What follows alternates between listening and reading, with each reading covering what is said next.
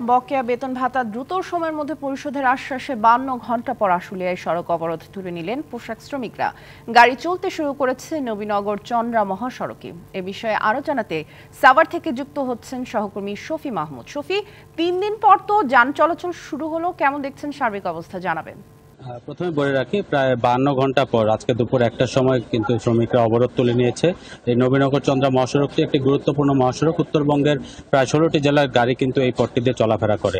গত 3 দিনে কিন্তু আমরা দেখতে পেয়েছি যে প্রচুর পরিমাণে গাড়ি এই সড়কটিতে আটকা পড়েছিল এবং এই যানজট কিন্তু এই নবীনগর চন্দ্রা মহাসড়ক ছাড়িয়ে ঢাকা আরিচা মহাসড়কেও বেশ কিছু অংশ জুড়ে এই যানজটের সৃষ্টি হয়েছে।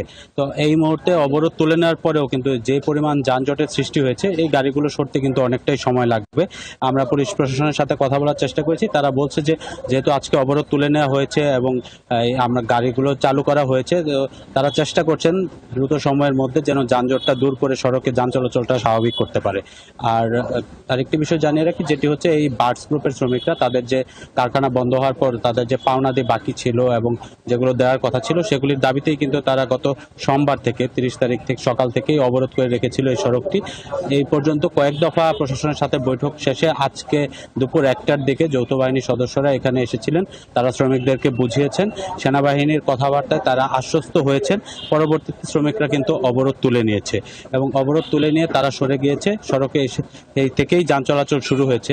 তবে যেহেতু অনেক গাড়ি জমে গিয়েছে এবং প্রায় 13 থেকে 14 কিলোমিটার অংশ যানজটের কবলে রয়েছে, এই পরিস্থিতিতে কিন্তু আসলে এই সড়কটিতে স্বাভাবিক পরিস্থিতি কখন সৃষ্টি হবে যান চলাচল সেটি এই মুহূর্তে বলা যাচ্ছে না।